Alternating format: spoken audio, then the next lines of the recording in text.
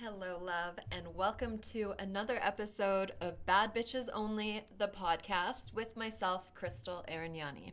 Today, I'm going to be sharing about dark feminine energy because this energy has been misrepresented on social media quite a bit recently, and I've had a lot of women in my community asking about this. As if you look the hashtag up, say on TikTok or Instagram, there's some really beautiful information out there and empowering messages that I've seen, but then there's this also other side to it where women are taking this term and this view of the divine feminine as, I guess we can say, a toxic way of manipulating the masculine, of getting what you want, of belittling others. If you're new to this term, you can look up the hashtag and just see what I mean because it's very interesting, as always, what's out there. And I feel like the focus of this podcast is going to be based around a lot of trends because recently I've been asked a lot about TikTok trends and different social media trends that are just super out of context and strange and honestly detrimental and toxic and not empowering to the collective. So on this podcast, I have a feeling I'm going to be discussing trends. So if you have any topics that you're interested in hearing more about, just comment below and let me know. And also give me a 5-star rating if you're listening to this episode so I know to continue creating content like this. It's your feedback that inspires me and motivates me to continue creating. So, dark feminine energy. Firstly, I believe that this is coming up at this time because the collective has hidden our darkness and our shadow selves for so long that naturally we don't know how to navigate it in a healthy way. So when we hear dark feminine energy and when we hear our shadow parts, we tend to jump to that's wrong, that's sinful, that's the evil part of us. And that is also influenced from, of course, religion and society in the past few thousand years that views different parts of ourselves as sinful and wrong. Of course, I am a Tantra teacher. If you're following me, you know that I'm teaching, sharing, guiding you from a tantric perspective, which is a perspective of seeing all as divine. Every aspect of ourselves and every part of our journey as equally divine. One part isn't sinful and one part isn't wrong. Does that mean that we act upon certain urges or parts that are within us? No, it's the acting upon it that is unhealthy. So we learn how to express these parts of ourselves in a healthy manner without shaming them or oppressing them. So this dark feminine energy online is seen as oppressing and manipulating the masculine specifically. So a lot of my work, including my best-selling book, Awakening the Goddess, is based around awakening the divine feminine within.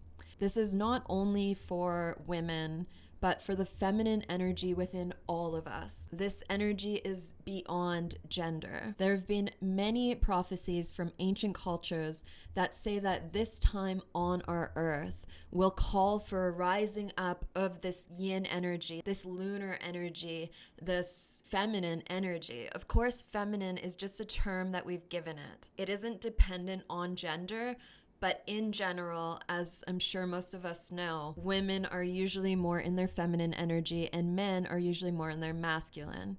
Not all the time, but most commonly. And I really believe that at this time on our earth, it is calling for us to create this harmony and balance within ourselves between our inner feminine and masculine, and then it will project out and influence the collective. And that's how we'll come to a more harmonious and balanced world, which of course is what we need right now. If we continue the way things are going, it's not looking good for humanity, for the earth. I think Mama Earth will of course just shut down humanity if it gets too imbalanced. Of course, we are at the mercy of Shakti, of nature, of the earth. We are not more powerful than her. We don't need to help her. She decides to help us and to guide us. So this awakening of the feminine that I refer to so often, I always like to remind people of that, especially women who are stepping into this world that are new into it. And the thing is, the feminine has been oppressed for thousands and thousands of years on this planet. It's natural, I won't say it's healthy, but it is natural for women to step into these containers and be like, fuck yes, I'm empowered. I love what this is about. Like, yes, I'm stepping into my power. I'm speaking up for myself. I'm communicating my boundaries. I'm not allowing the masculine or society or whoever it may be to oppress me any longer, and to go into a little bit of overdrive into that. And as she does so, oppressing the masculine in the process. So the divine feminine rising is not about manipulation or belittlement of anyone. It's actually about equality and harmony and balance between all. So just like we as humans in this material reality have a light side and a dark side, a light side that we shine out into the world that I'm sharing with you right now. This is my light side. And then we have a shadow side. And as I sit in my office right now, if you've seen me post this giant painting I had done of myself, a 5-foot painting, that painting is of my shadow self. This part of me that I used to hide away, who I named Kat. And this picture is me being pretty provocative, but it's me being an embodiment of Kat. And she's very sexual and she's very wild. She is the chaotic feminine. And I used to hide this part of me away so then it would come out in my life in unhealthy ways. Like I was an exotic dancer because I wanted to express this part of me in an environment that wouldn't judge me. And I didn't have any negative experiences from that stage of my life, but it became unhealthy as the more I suppressed her, the more she would come out in ways like identifying with my sexuality or seeking validation through sex. So for me, releasing the shame, and I discovered this when I discovered Tantra, by getting this painting done of me, it was really a huge ceremony for me and an initiation into accepting all parts of myself equally. So I love having this painting by me every day, and that's just a reminder that I celebrate all aspects of myself, even the ones that I would like to hide away in the shadows and not let other people see. So because we have both of these sides, so does the divine, because we are divine beings. So the divine has the light and the shadow. And in my membership program, the Bad Bitch Society, we are guided by the Mahavidyas. And each month we work with a different goddess archetype from the Mahavidyas.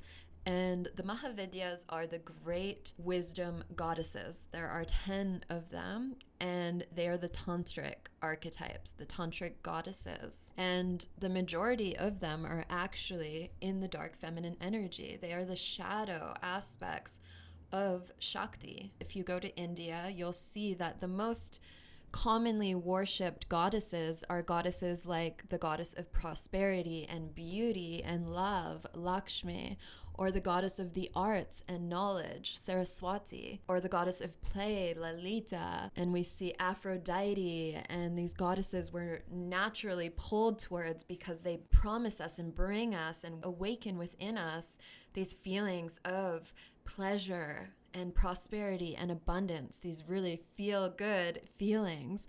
But to really feel good is to fully awaken every aspect of yourself and accept and love it all equally. That is true ecstasy. So we can't just focus on the light while pushing away and hiding the dark. We allow all to come through, to express as it wants to naturally in a healthy way. So the Mahavidyas have Kali, who is probably the most popular one you may have heard of.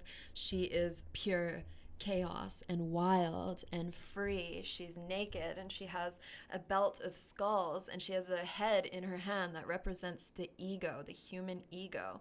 Beheading in Hinduism, as you see a lot of these Mahavidyas have a head in their hands or maybe a garment made out of heads or skulls that represents the slaughtering, the slaying of the ego, of limiting beliefs, of toxic thought patterns. We have Chinnamasta and Dhumavati. Dhumavati is the old crone, the one that we really want to push away and feel like we're never going to be her, and she is not divine. The old woman who is the one without a consort, so she's old and ugly and dark and lonely and all of these aspects of the feminine that we obviously don't celebrate, and we don't aim to be like I want to be this lonely old ugly lady, but that part of aging and even ugly aspects, parts of ourselves that people might even see as ugly, are all parts of ourselves. So where do you think your life would be, or how do you think your life would change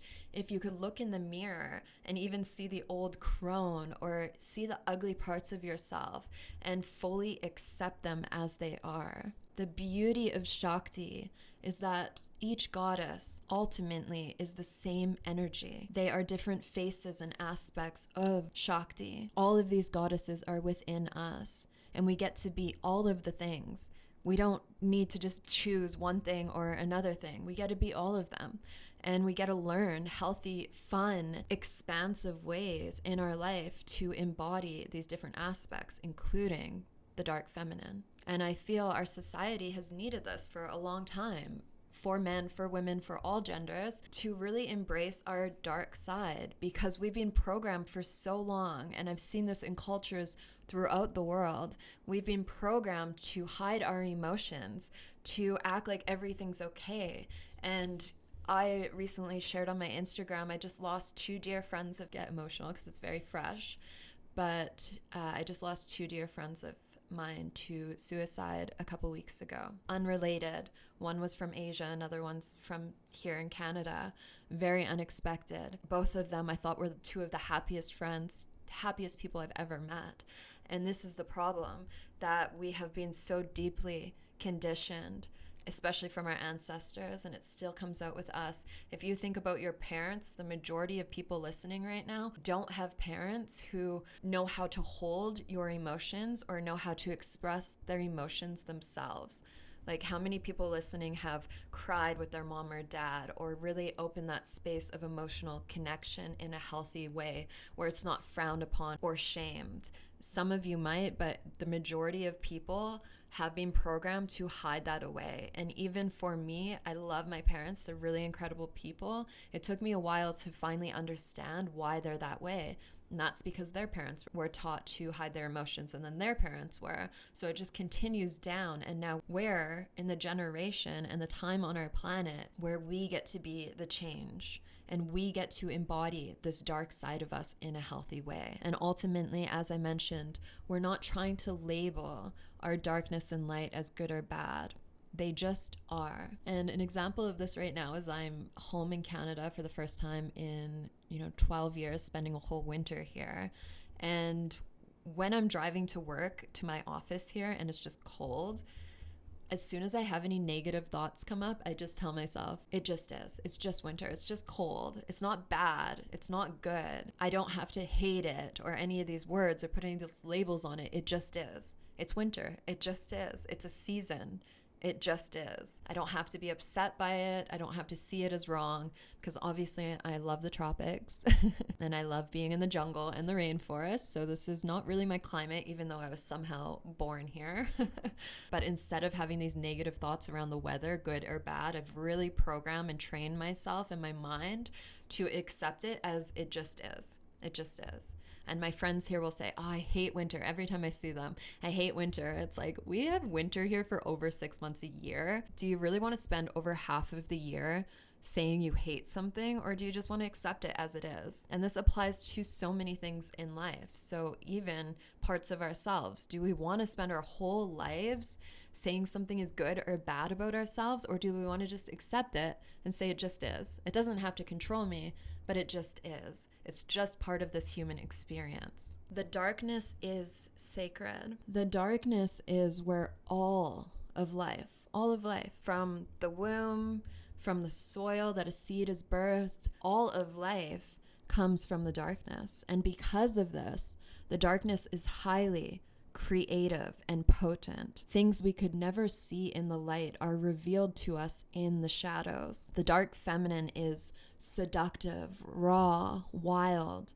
powerful, magnetic, mysterious, spontaneous, transformational, and fierce. She's not manipulative, selfish, narcissistic, or oppressive as currently represented across social media. Well, misrepresented. As mentioned, a lot of this energy around the dark feminine is coming as a result of the feminine in history, mostly around religion, being judged as evil, as bad, as witches. If we show this part of ourselves, we've been tortured for it for thousands of years in history.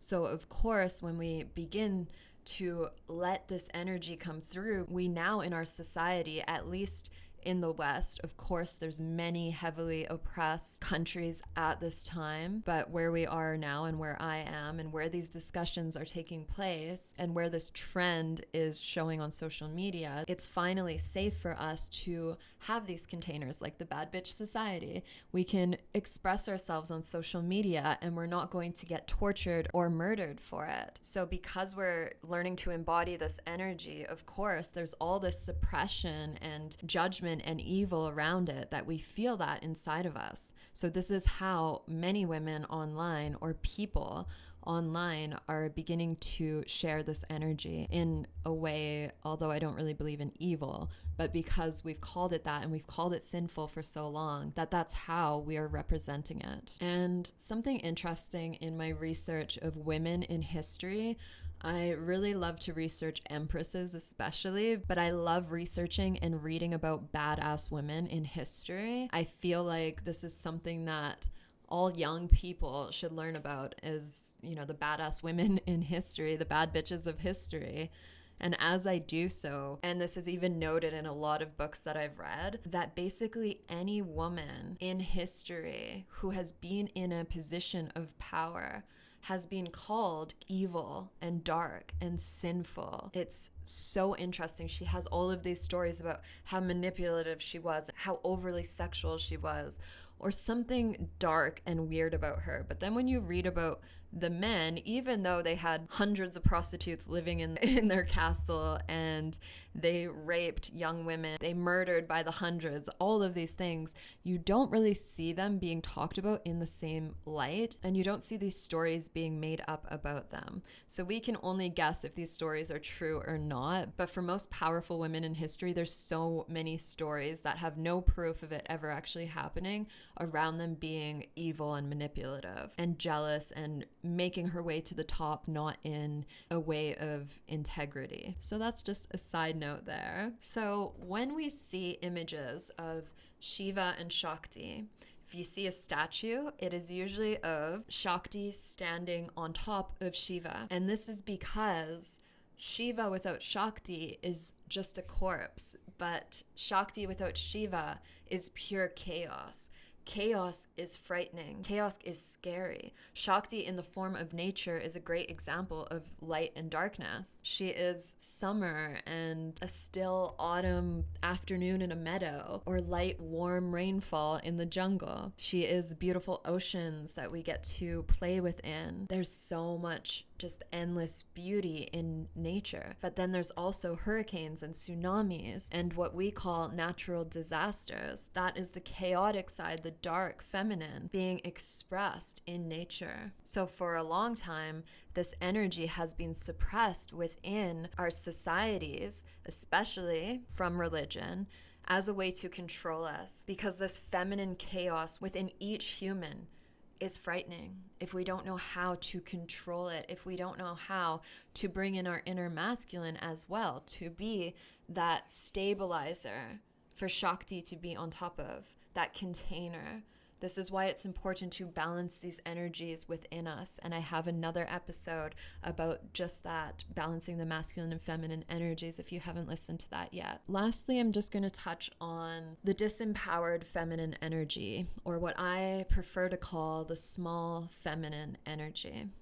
Others call it the wounded feminine, or even the toxic feminine. The small feminine can be manipulative, insecure, overly dramatic or emotional, seeking validation and attention in unhealthy ways, codependent, inauthentic, and competitive to other sisters. So I call this the small feminine energy because it usually comes up from when we are small, from our childhood. For me as a teenager, as I mentioned, I wanted attention from men, and I would get it through my sexual energy because I've always just been a naturally very sexually open and expressive woman, even when I was younger. But it came out in an unhealthy way. And this was because I wasn't getting enough attention at home.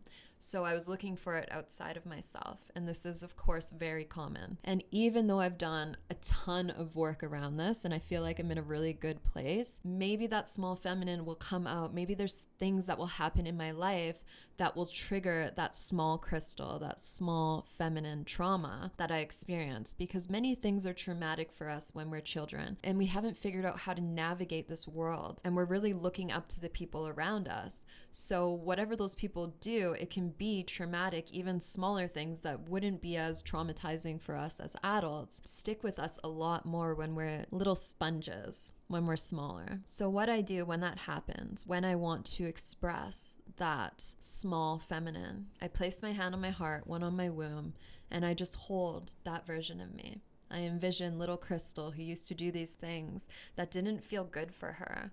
And even though this energy is up, I'm going to express it in a healthy way.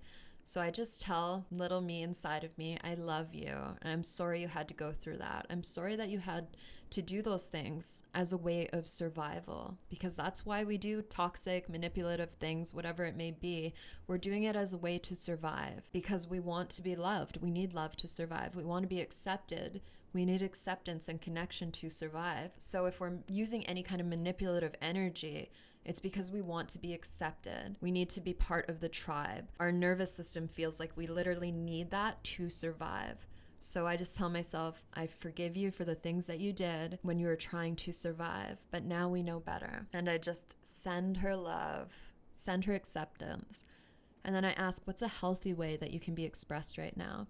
And usually it'll be blasting some heavy metal or some psytrance or some angry music and just screaming into a pillow and dancing and headbanging, or just going into the forest, driving and screaming out of my car window. If you haven't done that before, I recommend it. Going and screaming and hugging a tree, or just screaming out your window and blasting some heavy metal, and really allowing that darkness. Put on some black clothes.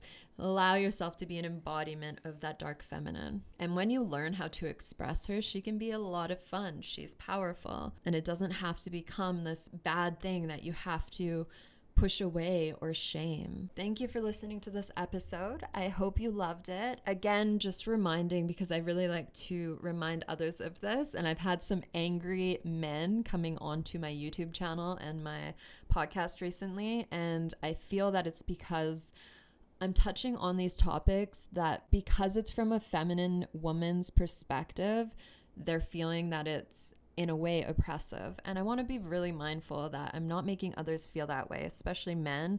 So I just want to remind you that if you're part of this feminine rising, which I hope you are, because I think it's what the world needs right now, we're doing it in a way that is not oppressing the masculine, but rising up to meet him equally and bringing down some of our overly masculine energy, because our societies have been overly masculine for far too long. So this is how we'll achieve balance, when we achieve this balance within us, and then it shines out into the external world. Okay, my loves, so I am posting a new episode every week now, so I will see you in the next episode.